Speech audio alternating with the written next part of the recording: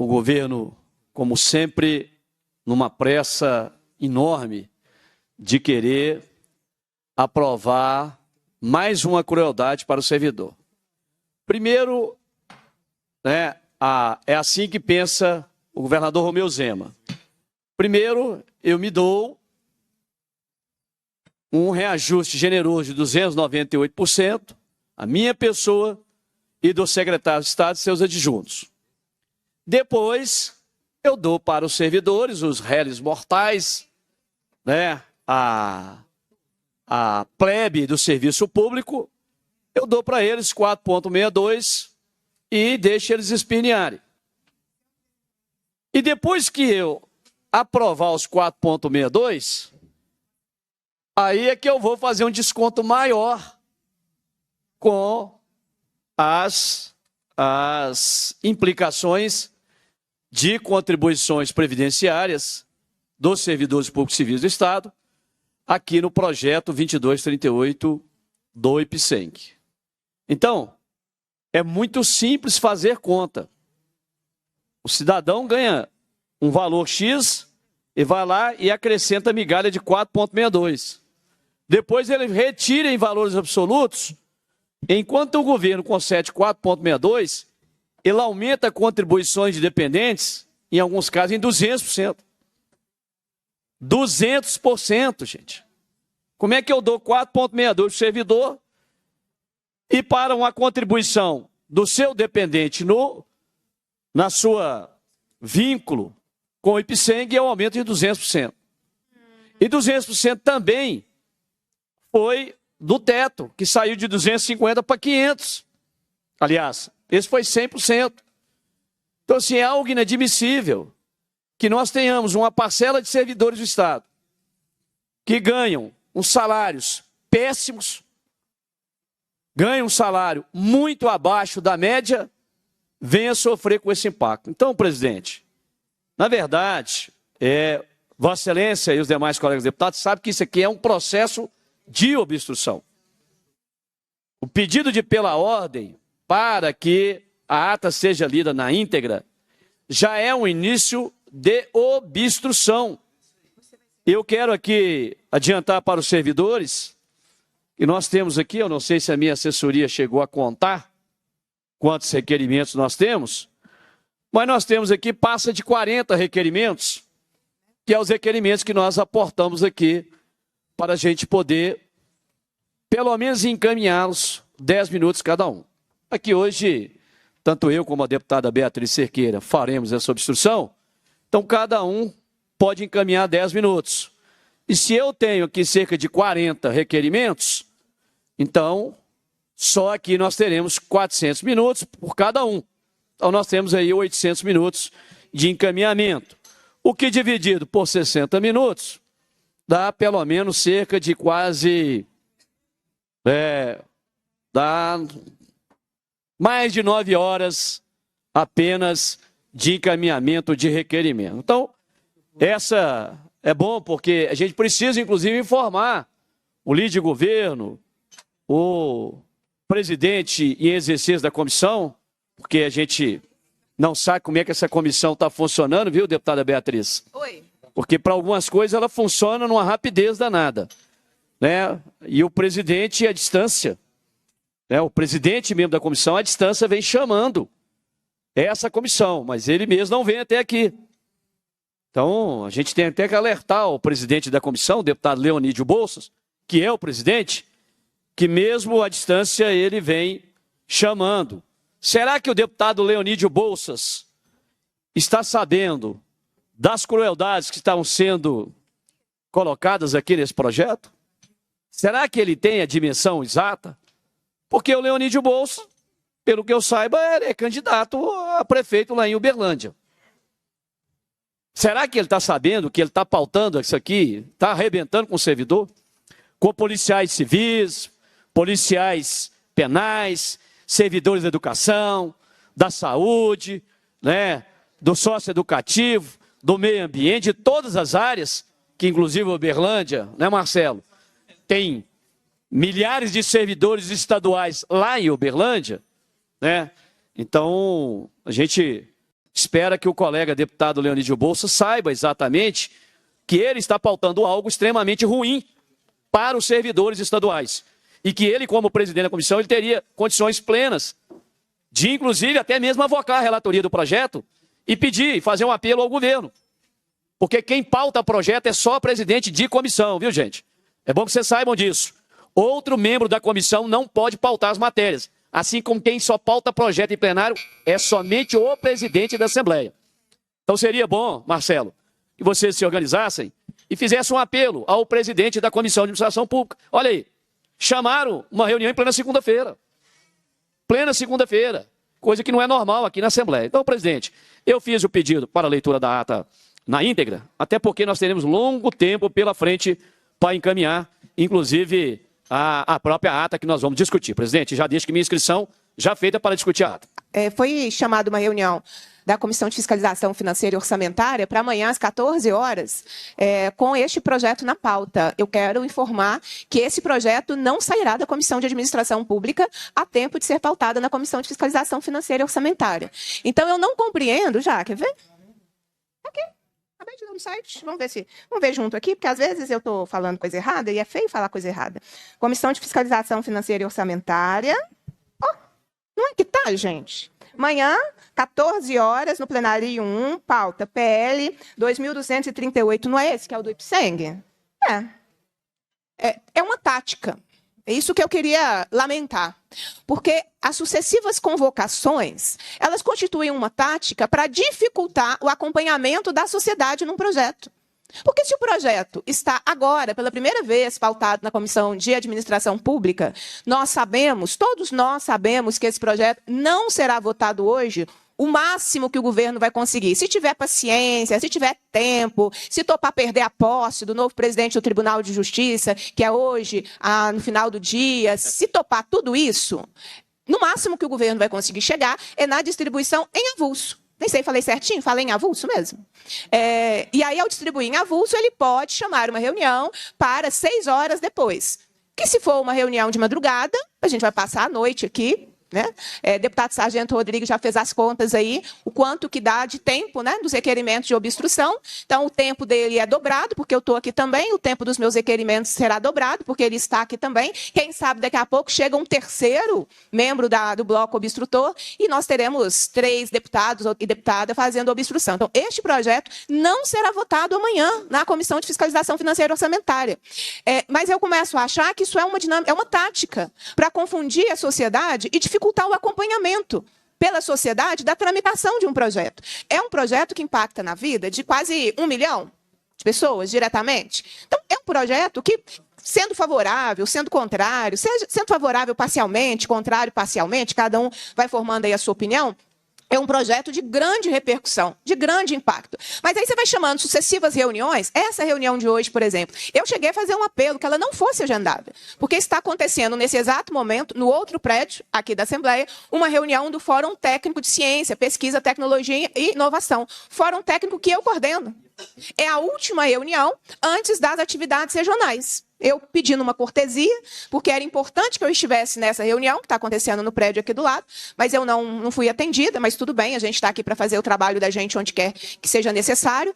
Mas esse projeto não vai sair da comissão com a rapidez para ir para a Comissão de Fiscalização Financeira e Orçamentária, como o governo está desejando. Eu acabei, as minhas preliminares foram tão longas que eu não entrei na ata, presidente, mas na ata eu gostaria que constasse que o secretário de governo não respondeu os meus questionamentos.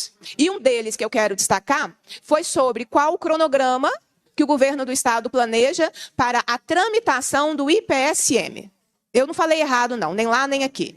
Por quê? Porque o governo pretende, na lógica do governo, ele quer aprovar o IPSENG nesse semestre, vai passar as eleições, e depois das eleições, na minha avaliação, o governo vai pautar o IPSM. E aí, esse foi o meu questionamento. Qual é o cronograma e o planejamento? O secretário de governo, eu estou finalizando, presidente, o secretário de governo não me respondeu. E eu me pergunto por que ele não me respondeu. Porque se o governo tivesse com a ideia de não mexer no IPSM, ele teria dito, não pretendemos mexer no IPSM. Mas o governo vai sim mexer no IPSM. Ele só dividiu de modo que ele consiga tramitar um projeto de cada vez, dificultando, né, um processo mais robusto de questionamentos aos dois projetos. Então faz um de cada vez, e aí ao terminar um ele vai tramitar o outro. E isso o secretário de governo, que é nosso colega aqui da casa, né, por isso que eu sempre falo deputado, Gustavo Valadares, não me respondeu no questionamento, que foi esse Assembleia Fiscaliza da ata que Vossa Excelência acabou de fazer a leitura. Dando agora o número de requerimentos, questão de pedir a assessoria ali da deputada Beatriz, são 9 requerimentos dela e nós assinamos mais 3, portanto são 52 requerimentos ao todo apresentado. Então, tempo suficiente, deputada Beatriz, para que a gente realmente possa ficar aqui por 1.040 minutos. São 1.040 minutos e sem prejuízo da discussão da ata, né? Então, se são 1.040 minutos, nós temos aqui 17h30 de processo de obstrução aqui hoje.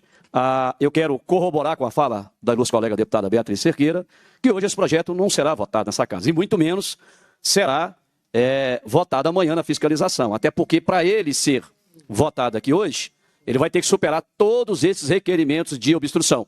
Além de 10 minutos para cada um, nós ainda temos mais 15 minutos para discutir a matéria e também falar sobre emendas. Portanto, nas 17h30, nós pulamos para 18 horas, aí algo nesse sentido. Eu não tenho pressa, a minha vida foi programada para vir aqui hoje para o processo de obstrução. Eu não moro no interior, como alguns colegas deputados moram, né? Eu moro aqui próximo, portanto, o máximo que eu posso fazer aqui é combinar com a deputada Beatriz e falar, olha, você encaminha 10 minutos, enquanto eu vou ali na lanchonete, faço um lanche rápido, depois será a vez de Vossa Excelência também fazer. E assim nós podemos revezar tranquilamente. É bom a gente falar isso assim com muita clareza, né, para dizer que o processo é de obstrução. Em relação à ata, especificamente, presidente, a gente, quando vai ouvir a leitura da ata, deputada Beatriz, a gente vê assim que a própria Assembleia, às vezes, contribui para o atrofiamento do poder fiscalizador. A ata não retrata realmente aquilo que aconteceu durante a Assembleia Fiscaliza, que nós ficamos sem resposta. Nós temos que chegar e ter a coragem de botar no papel e dizer o seguinte, a reunião de Fiscaliza não cumpriu com a sua finalidade. É isso que deveria estar aqui. Por quê? Primeiro, porque fizeram um modelo para não fiscalizar. Vamos colocar aqui, bem em letras garrafais, botar num português claro. Me trazem aqui 4 secretários, entope esse plenarinho aqui de deputado, cada deputado faz 3 minutos de pergunta, 5 minutos de resposta do secretário e 2 de réplica do deputado. Como que você consegue esclarecer? E a maioria das respostas, a própria deputada Beatriz disse que quando ela indagou o deputado e secretário Gustavo Valadares, não respondeu. Assim foram as minhas perguntas. A secretária de Planejamento e Gestão, quando eu questionei que há diversas unidades da segurança pública, sem sequer o auto de vistoria do Corpo de Bombeiros, chamado AVCB, e se o decreto do governador, lá para os edifícios administrativos, também ia abranger, onde já se viu a unidade do Corpo de Bombeiros, que é a unidade, que é o órgão fiscalizador, não ter o auto VCB do seu batalhão. Aí a secretária simplesmente, de planejamento, não, essa pasta quem tem que responder é a outra pasta. Quando a gente aperta o comando da PM fala que não tem o dinheiro para poder fazer os projetos e deixar isso tudo conforme deve ser deixado, porque lá também tem 92 unidades do Estado na Polícia Militar, sem o auto de vistoria do Corpo de Bombeiros. Das 390 e tantos, 92, um quarto das unidades não tem auto de vistoria do Corpo de Bombeiros. Ou seja, se acontecer um incêndio, os nossos policiais militares podem, né, sofrer aí as piores consequências possíveis. Então, presidente, eu, assim, racionalmente, eu diria que Vossa Excelência pudesse suspender os trabalhos após a leitura da ata, conversar com o deputado João Magalhães, porque se estão achando que nós estamos blefando, não estamos, não. Está aqui a cópia dos requerimentos, estão todos aqui. Com certeza, nós teremos um longo trabalho pela frente. Então, é melhor que a gente suspenda os trabalhos, tente fazer um acordo, porque nós não vamos arredar o pé daqui. Quem conhece a deputada Beatriz Cerqueira e quem me conhece sabe que quando a gente vem para esse tipo de processo, sabe que a gente não vai fugir, né? Não vai correr. Nós não viemos aqui assim, eu vou lá, faço a obstruçãozinha e vou embora. Não, nós viemos para obstruir. Então, presidente, o que eu sugiro? Eu sugiro a Vossa Excelência que suspenda o trabalho. E até aqui, deputada Beatriz, é bom que a gente também informe o deputado João Magalhães que por mais que o governo queira correr com essa matéria, ele não vai aprovar ainda no primeiro antes do recesso. Porque o recesso nosso vai até o dia 18. E, vou dizer mais aqui com precisão, para os senhores e as senhoras aí, pode anotar o que eu estou falando, porque essas tratativas eu tive com o presidente da casa. Se não der certo, lá, as tratativas do presidente, que é o nosso presidente, aí tem que deixar isso claro, é o presidente da Assembleia, que tem alavancado essas tratativas com o senador Rodrigo Pacheco, presidente do Senado e, por consequência, do Congresso, para que a gente escolha uma outra forma de pagamento da dívida que não seja a mais cruel, né, e a que mais vai torturar o servidor e o próprio cidadão mais humilde, que é o regime. Se isso não acontecer e a gente tiver que votar o regime, o prazo é dia 17, tá? Não é dia 20. O prazo é até dia 17. Hoje é 1º de julho, se eu não estou equivocado. Se esse projeto chegar lá no plenário, ele terá emendas minhas e de outros parlamentares. Então, ele tem que passar pela CCJ, pela Comissão de Administração, tem que passar na fiscalização, tem que chegar em primeiro turno. Na hora que chegar em primeiro turno, vai receber emenda. Só que aí, eu posso até, eu vou, inclusive, conversar com o líder da oposição e os demais deputados do bloco, para que a gente faça o seguinte, para dizer ao próprio presidente da Assembleia, se pautar, a gente obstrui o resto da pauta. E aí não obstrui só o do IPSENG, obstrui toda a pauta. Porque aí o presidente vai ficar naquela, ou eu ponho ou eu não ponho. Porque se pautar os outros, obstruímos o resto. E emendamos o resto também. Fazemos emenda do restante. Tem hora que, quando a gente vê que a gente tem, que a gente está em desvantagem com o governo, aí não interessa se é projeto de deputado também não. A gente começa a obstruir tudo. De deputado, inclusive, eu quando é assim, eu já falo com o presidente, ó, não põe projeto meu na pauta, senão eu vou obstruir até os meus. Já fala assim com o presidente. Senão eu vou obstruir, porque às vezes, não vamos botar um dele aqui, porque ele deixa votar. Fala, não põe não, senão eu vou obstruir até os meus projetos. Por quê? Porque é o lado mais fraco. Somos nós que estamos aqui defendendo o servidor, somos a parte mais fraca no processo legislativo. Porque o governo tem a maioria. Né? O governo tem a maioria. Então, presidente, o que eu sugiro, aqui concluindo a minha fala, é que Vossa Excelência pudesse suspender a reunião para a gente tentar fazer um acordo. Porque se seguir o rito do processo legislativo, e tem que seguir aqui, né? Já que o deputado João Magalhães fez um apelo, não encerra não, não encerra não, eu poderia ter encerrado. Não encerra não, vai ser deselegante, o presidente da comissão está descendo e tal. Atendi o João Magalhães, não encerrei. Atendi o pedido dele. Isso é coisa de bastidor que vocês nem ficam ouvindo aí. Eu estou falando aqui agora. Não encerrei para não ser deselegante, que o presidente estava descendo o gabinete dele. Em respeito ao presidente. Bom, mas se seguir, e tem que seguir o rito do regimento, nós não vamos conseguir sair aqui hoje. A não ser que os senhores e as senhoras, se bem que hoje realmente não tem mais jeito. Porque colocar 18 horas aqui, obviamente, nós já vamos chegar na terça-feira. Como eu não tenho que me preocupar, eu não tenho que voltar para casa hoje tão cedo, né? Não tenho compromisso nenhum, meu compromisso é a defesa dos nossos servidores, eu estou à disposição de Vossa Excelência. O governo quer a revogação do artigo 85 da Lei Complementar 64. Só que nessa mesma legislatura, a Assembleia já rejeitou o veto do governador, acrescentando um disposto a esse artigo 85. Por isso, não pode, nessa mesma legislatura, porque o que o governador vai fazer agora? O governador vai, com a aprovação desse projeto de lei, ele vai acabar com o que acabou de ser votado pela Assembleia Legislativa. Isso de acordo com a Constituição do Estado, isso de acordo com o regimento interno da Casa, não pode na mesma legislatura. Então, não é possível a continuidade da tramitação desse projeto. O governo podia até ter resolvido isso se lá na Comissão de Constituição e Justiça tivesse retirado a revogação do artigo 85 da Lei Complementar 64, tivesse transformado o projeto em projeto de lei complementar e feito as alterações lá no artigo 85 da Lei Complementar 64. O governo optou por um outro caminho, que é um projeto de lei próprio, com todas as questões relacionadas ao IPSENG. Então, não é possível a continuidade da tramitação de um projeto de lei que contém matéria já vencida pelo plenário da Assembleia, resolvida por todo o processo de votação. Então, quer dizer, em termos populares, né, é uma grande puxada de tapete. A Assembleia decidiu uma coisa, agora o governo quer passar por cima de matéria já votada na Assembleia Legislativa. O regimento interno da Assembleia e a Constituição do Estado proíbem que isso seja feito. Então, o governo não pode continuar a tramitação desse projeto de lei por conter matéria já votada e vencida pela Assembleia Legislativa.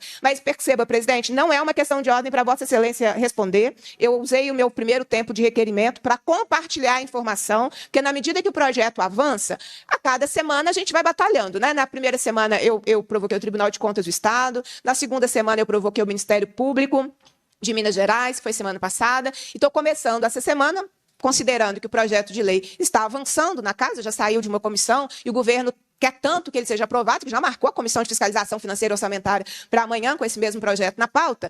Então, eu estou apresentando uma nova questão, que é uma questão de ordem, informando que esse projeto contém matéria vencida no plenário da Assembleia Legislativa e, portanto, a sua tramitação está prejudicada nessa legislação. Magalhães, eu queria deixar muito claro para Vossa Excelência, e gosto de fazer isso ao microfone. Nosso intuito não foi de ganhar mais tempo, o nosso intuito foi realmente levantar uma questão de ordem. Olha, eu conheço quem é assessor de deputado e sei quem é assessoria de governo. E eu sei que antes do projeto encerrar a discussão para receber emenda, como é que o assessor da liderança de governo vai tomar conhecimento de uma emenda que ela sequer foi recebida formalmente. Então, Vossa Excelência está enganado. A pausa que eu pedi foi exatamente para não precisar falar isso ao microfone, mas a gente vê que vocês não estão tratando as coisas com o formalismo do processo legislativo como deve ser tratada. Eu entendo, né, e aproveito aqui o encaminhamento que faz o requerimento, já para deixar consignada a questão de ordem para o presidente. Fala, olha, presidente, Vossa Excelência, na condição de presidente em exercício e na condição de relator, deu publicidade a emendas desse parlamentar que sequer outro deputado pode tomar conhecimento. Porque o deputado não pode tomar conhecimento sequer do parecer, a não ser o próprio relator. Então, como é que o relator vai chamar a consultoria, a assessoria de governo e falar, olha essas emendas aqui que o deputado apresentou, sem que antes do projeto de lei entrar na fase de discussão, encerrar a discussão e receber as emendas. A partir do momento que ele recebe as emendas, aí tudo bem. A questão é simétrica, é por simetria. Lá no plenário, nenhum deputado pode tomar conhecimento da emenda que o outro fez no projeto, mesmo que seja o projeto dele, não pode. Até que o presidente chegue na fase e fale, olha, tem uma emenda aqui do projeto do deputado fulano de tal. É a partir daí que o presidente encerra a discussão, o projeto recebe a emenda, remeto à comissão X para parecer, ou deixo de receber a emenda, conforme dispõe o artigo X do regimento interno, mas é depois da posição do presidente. Simetricamente, o presidente da Comissão de Administração Pública, nesse momento, ele faria a mesma coisa. Durante a discussão, o deputado Sargento Rodrigues apresentou as emendas tais que receberam no tal.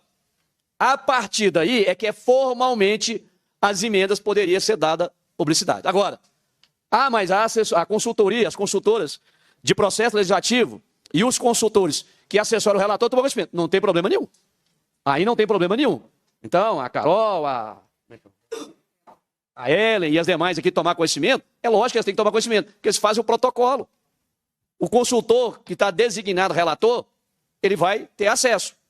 Mas aí fica difícil. Então aí, não, mas fulana de tal é consultora, é assessora do bloco do governo.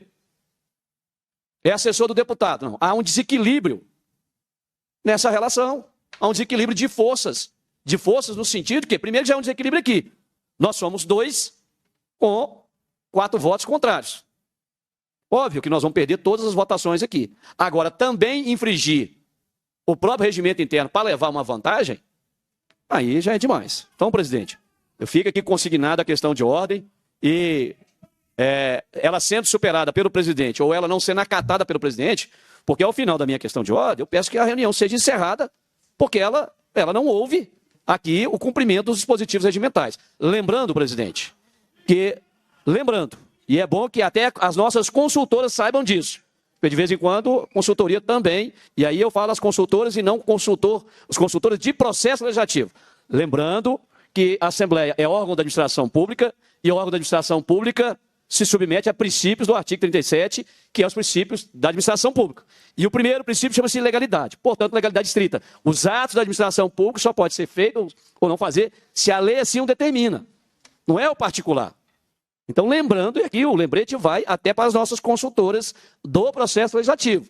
Olha, existe o regimento e o regimento está debaixo de uma Constituição, seja ela do Estado ou da Constituição Federal. Princípios norteadores da administração pública chama-se legalidade. Eu entendo que o princípio da legalidade foi violado quando o presidente em exercício, que até agora nós não sabemos quem é o relator da matéria, porque não tem sequer um enunciado.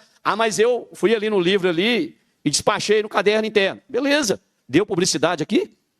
Porque o ato da administração pública, ele só tem a sua concretude final com a publicidade. Não houve. Então, sequer nós sabemos. O deputado Roberto Andrade pode dizer que não, eu serei o relator. Porque ele vai chegar na fase e falar, avoquei a relatoria. Mas ele vai chegar na fase. Vai chegar na fase em que ele fala em discussão. Vai chegar na fase que ele encerra a discussão e for apresentada tantos emendas. Nós não vencemos nada disso. Portanto, presidente, eu peço a anulação da reunião, né, que seja anulado todos os atos de plano desta reunião na data de hoje. E não sendo acatado, certamente nós faremos ao presidente da Assembleia. Se não for acatada a nossa questão de ordem, nós faremos. Lembrando que Vossa Excelência deve obedecer princípios constitucionais, e um dos princípios é legalidade, é publicidade, é transparência. São princípios que a comissão também tem que cumprir.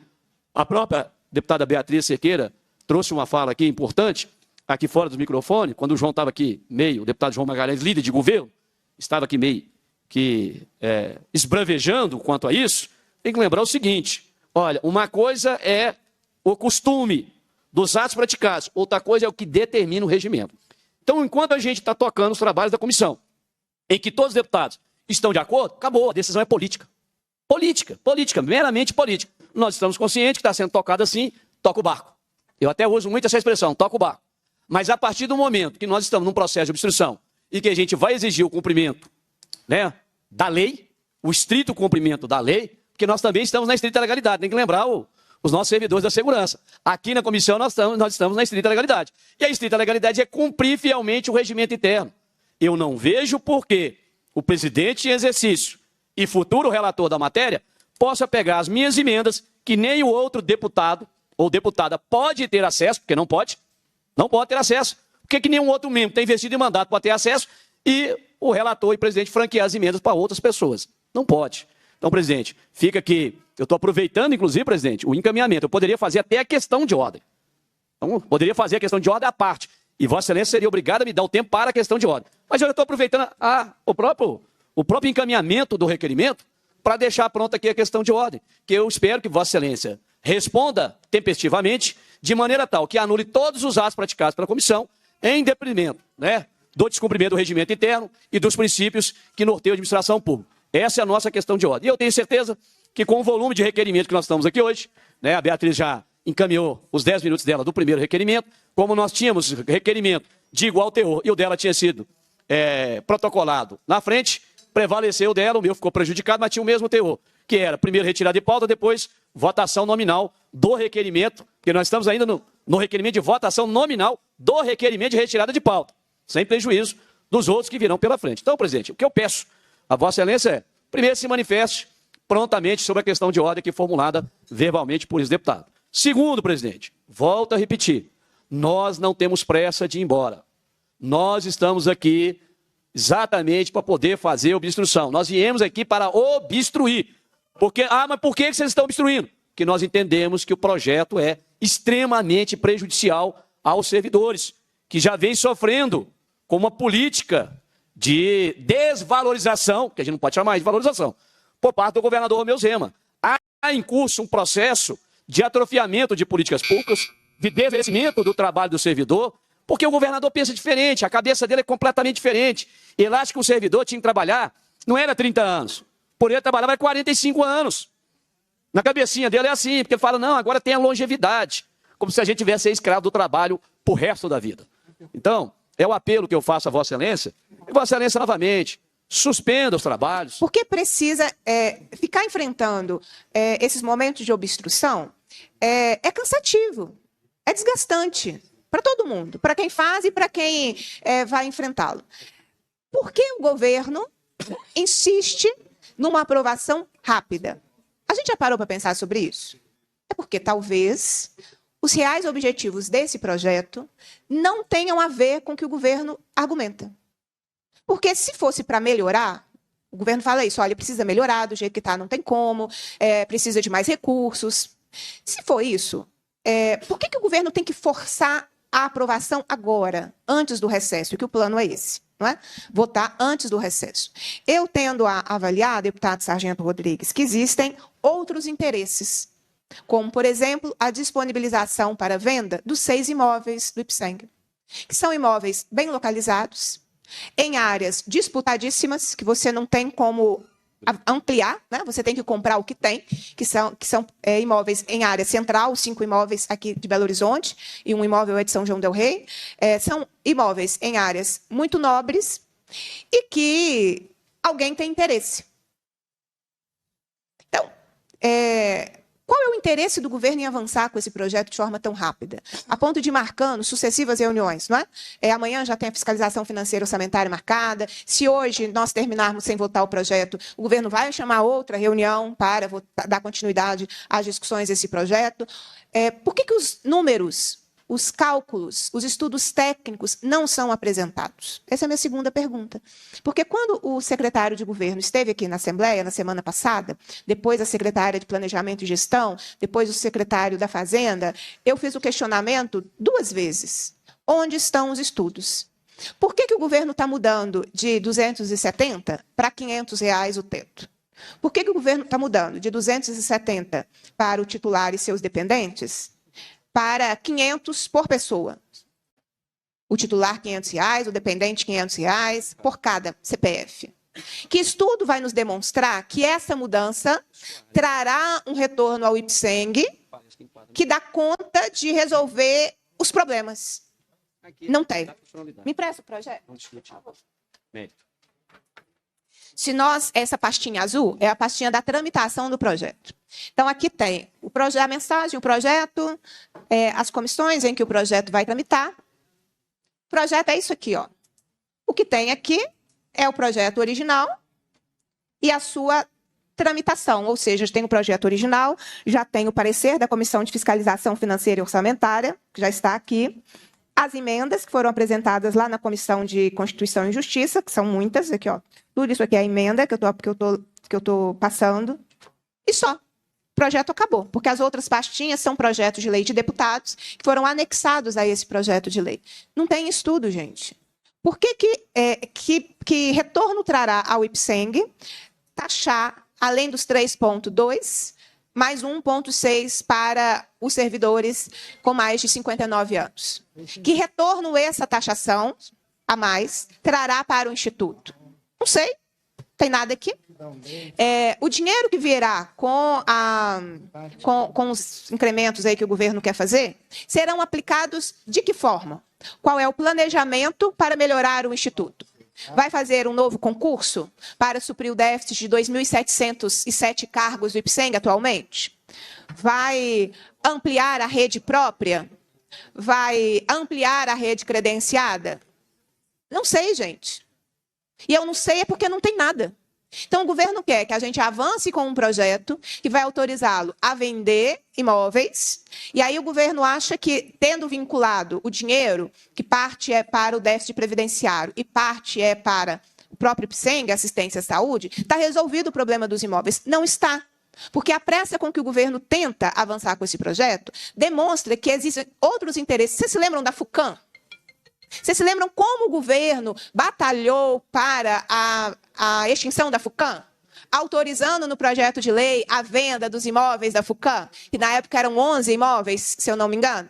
E aí vocês se lembram que, de forma desatenta, apareceu numa audiência da Comissão de Educação a informação de que os sócios da Localiza teriam se reunido com a direção da FUCAM para avaliar os imóveis? Vocês se lembram disso? Eu não sei porque que eu lembrei dessa situação. Porque acho que existe aí um interesse privado nos imóveis, que hoje são do IPSENG, e por isso a pressa. Porque há uma pressão que nós não enxergamos de quem é em relação aos imóveis. Porque toda vez que a gente questiona, eu perguntei já, mas qual é a avaliação? Ah, mas a gente só pode fazer na hora do leilão. Mas a gente não tem uma avaliação sobre esses imóveis? O mercado não tem uma avaliação sobre imóveis localizados no hipercentro de Belo Horizonte, que são valorizadíssimos, que são disputadíssimos? Claro que tem. Por que isso não é apresentado agora, no momento da tramitação? Vou fazer uma pergunta que precede. Por que venda de imóveis precisa constar num projeto de lei que supostamente tem o objetivo de melhorar o Instituto? Essas perguntas não têm resposta. Eu cobrei do secretário de governo, quando ele esteve na Assembleia, assim como cobrei da secretária de Planejamento e Gestão, que os estudos técnicos fossem apresentados, e não pode ser tranquilo a Assembleia avançar com um projeto de lei que muda estruturalmente o IPSENG, não estou entrando no mérito do conteúdo da mudança, mas não pode ser tranquilo a Assembleia avançar com um projeto de lei que muda estruturalmente o IPSENG sem nenhum estudo, sem nenhum cálculo. Essa mudança de teto, ela é uma mudança que dá condições financeiras ao IPSENG por quanto tempo? Não sei, não está escrito em lugar nenhum. 1,6. Serão quantos titulares e dependentes que serão sobretaxados? Não sei, não está em lugar nenhum. Não tem nenhum estudo técnico, não tem nenhuma informação, não tem nenhum ofício do presidente do IPSENG informando. Porque na hora que nós entrarmos na parte de diligências, todas as nossas diligências serão derrotadas. Então, a gente não vai conseguir nem pedir informações. Porque quando a audiência foi realizada, foi nessa comissão, assim que o projeto foi protocolado, nós convidamos a CEPLAG, que não apareceu. Nós convidamos a Secretaria de Governo, que igualmente não apareceu. Só apareceu o presidente do Instituto, que hoje é um presidente, amanhã é outro, depois de amanhã é outro. Ninguém garante que o presidente do Instituto fique a tempo de ser um avalista de todas essas mudanças. O presidente do Instituto, com todo o respeito que eu tenho, ele não é um avalista desse processo. Os avalistas desse processo seriam uma CEPLAG, uma Secretaria de Governo, que não aparecem nos momentos que nós propiciamos um debate mínimo. Bom, presidente, eu quero trazer aqui a Vossa Excelência que a gente vai continuar fazendo os apelos. Na verdade, a gente precisava que Vossa Excelência tivesse encerrado a reunião. E encerrar a reunião por qual motivo? Primeiro, já foi alegado, né? Faltou ao presidente, que até agora ninguém sabe quem será o relator ainda, porque não foi dado ciência aos membros da comissão, conforme determina aqui o dispositivo do regimento interno. Então, presidente, o que nós temos aqui? Nós temos um projeto que não tem, é outro ponto importantíssimo, e que a gente, inclusive, né, quero tomar conhecimento se, dentre esses requerimentos que foram elaborados aqui, se a gente fez o pedido de informação sobre o cálculo atuarial. Como é que você faz, deputado João Magalhães? Como presidente Roberto Andrade e líder João Magalhães. Como é que a gente vai votar uma matéria que é estabelecendo valores de contribuições para segurado, né, e também percentuais, sem saber qual que é o cálculo atuarial? Qual que é o cálculo atuarial sobre esses valores? Esse cálculo não foi feito. Não sei se a deputada Beatriz Cerqueira chegou a observar se o projeto possui o cálculo atuarial. E aí a gente fica assim impressionado. Como é que toca um projeto sem cálculo atuarial? Ah, não, o cidadão técnico lá, né, o engravatadinho, o filhinho de papai, que papai pagou, né, a vida inteira, os estudos dele, que ele nunca nem arranhou o pé num caco de vidro, ou passou numa moita de colonhão. Esse engravatadinho lá da CEPLAG elaborou o projeto e falou, toma aqui, ó, manda lá para eles. Só que eles não fizeram cálculo, não. Põe esse valor aqui, ó, de 30 pula para 90, que esse valor aqui é um valor que conseguimos arrecadar X. Põe esse valor aqui que é de 0, pula para 60, o teto que é de 250, pula para 500, que nós vamos arrecadar X. Mas ele não veio acompanhar de cálculo atuarial, que todo instituto de previdência tem que ter. Todo e qualquer instituto de previdência tem que ter cálculo atuarial. É assim que manda o projeto para a Assembleia? Sem cálculo atuarial?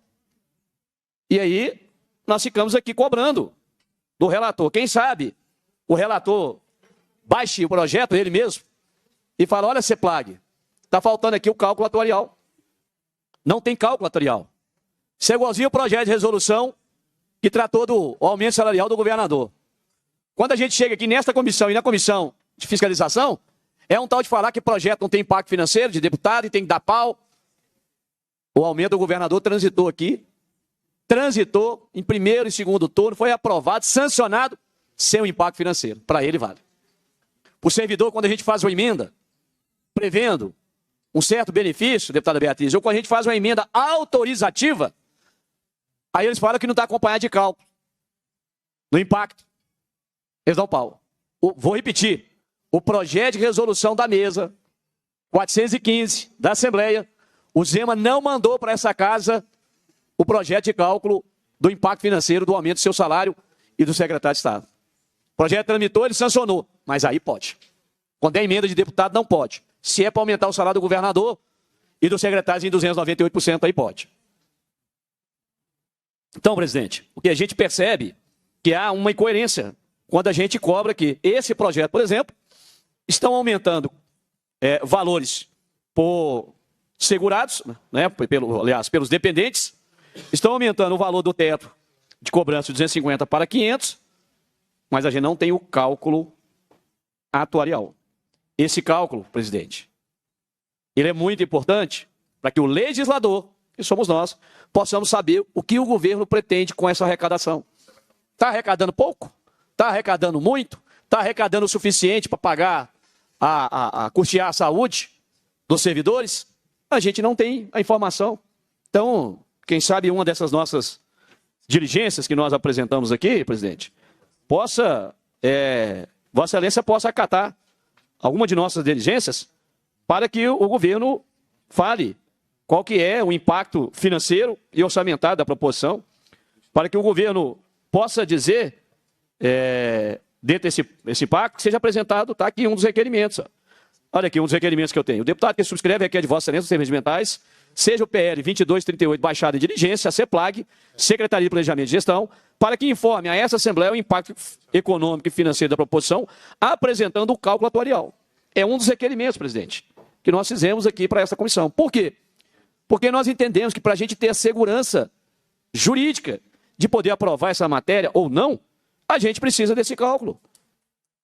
Porque não é simplesmente lá os engravatados em ar-condicionado lá, né? Os mauricinhos, e vão lá e falam, olha, põe X valor aqui, X valor ali, e manda para a Assembleia. E o pior, o que a gente vê nesses projetos, aliás, o pior não é nem o governo. O pior é a postura de alguns colegas deputados e deputadas. Que o governo manda um projeto para a Assembleia, e eu conversei várias vezes com o colega deputado Zé Laviola. E ele mesmo se queixou várias vezes, falou, o governo manda isso aqui para a gente, mas se quer, vem aqui no gabinete da gente explicar. Se quer, o governo chega e conversa com o próprio relator. Conversa com ninguém, não. Manda o projeto. E aqui fica o João Magalhães fazendo aqui um equilíbrio. Né? Ele fica fazendo um equilíbrio danado aqui. Entre ser cobrado pelo relator e o governo sendo omisso com as informações. Porque muitas vezes o próprio relator pode resolver uma série de questões de ordem que a gente faz. O próprio relator pode dirimir um número de dúvidas. Quando? Quando o relator realmente, ele fala, não, eu não vou ser apenas relator para endossar o que o governo manda.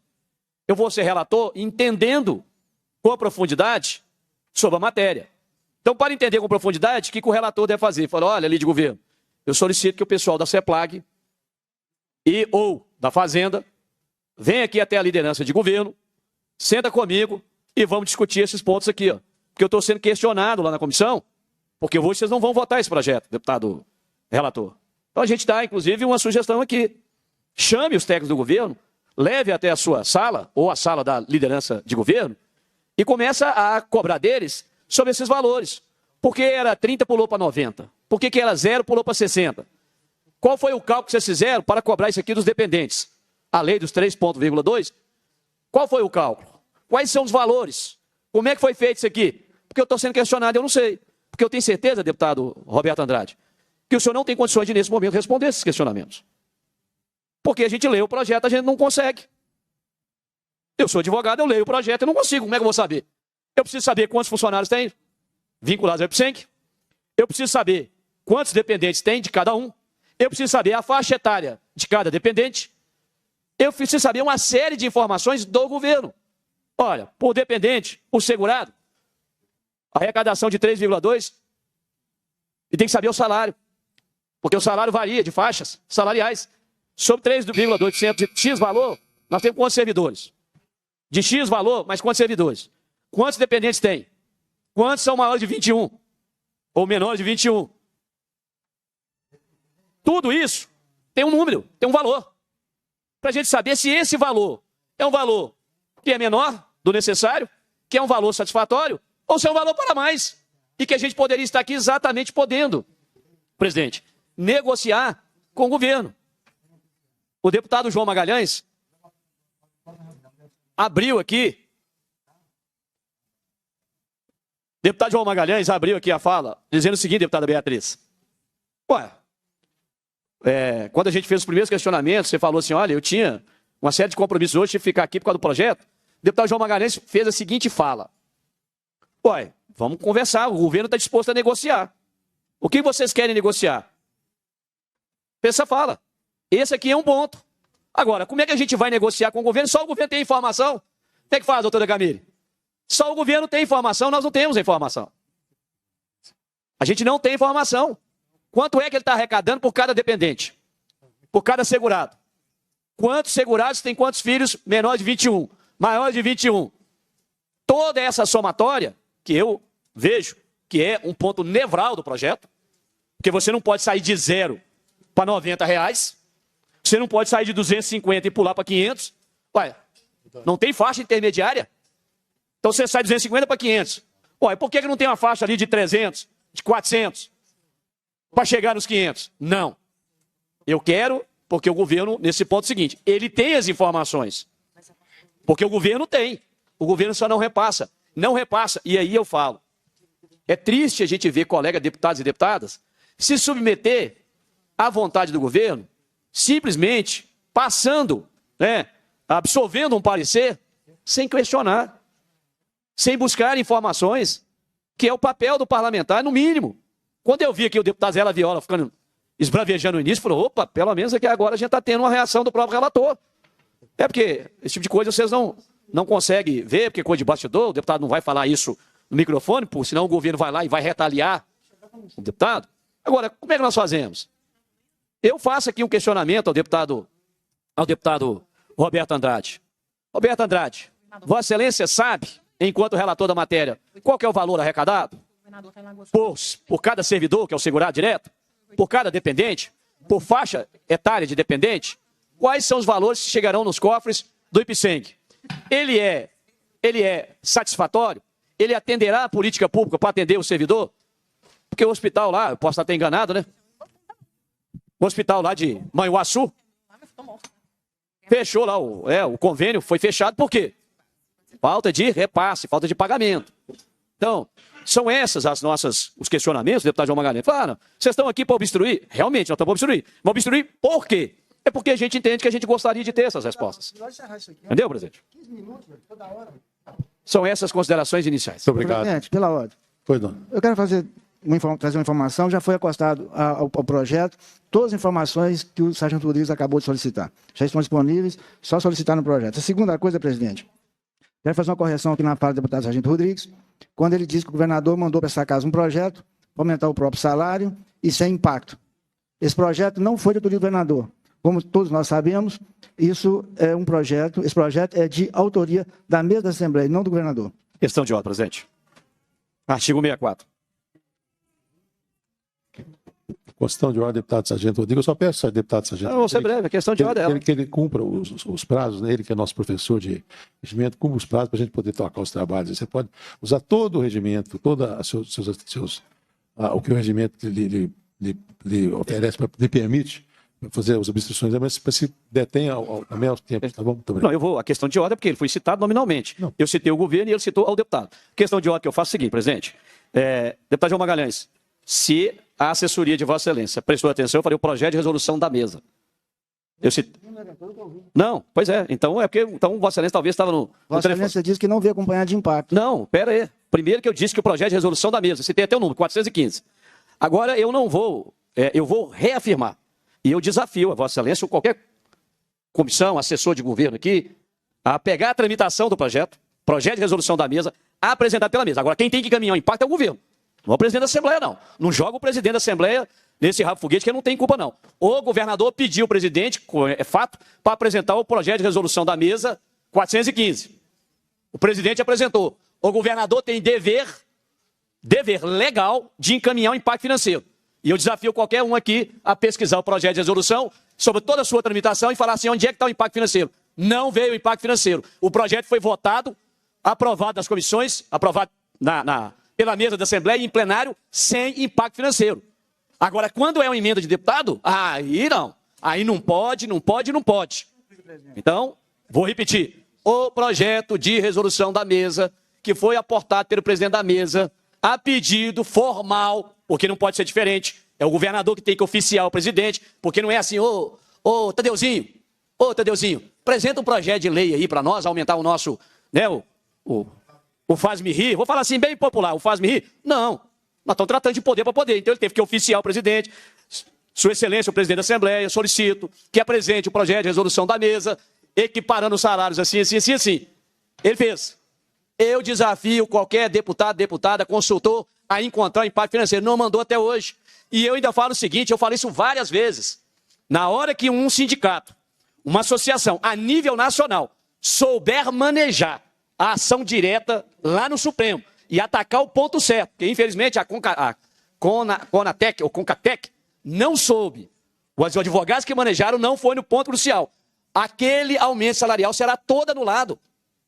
Pega a manifestação da AGU, ela vai no ponto certinho. Não tem. E eu desafio o líder de governo. Não tem impacto financeiro. Quer dizer, o governo pode. Quando é emenda parlamentar, fala assim, vamos fazer isso. Não, não pode. Isso aqui não pode, não tem impacto. Então, aqui é o seguinte, se é do governador, sim senhor, não senhor, e eu peço benção. Se é emenda de parlamentar, o deputado não perde nem tempo de fazer o consultor ali, dar um trabalho, de escrever, né, para fundamentar a rejeição da emenda. Ele já fala assim, não, a emenda eu já rejeito por falta disso, verbal. Já rejeita a emenda verbalmente. Mas quando é do governador, os deputados votam assim numa cara assim boa, sem impacto financeiro. Então, se alguém quiser aqui confrontar o desafio, fica à vontade.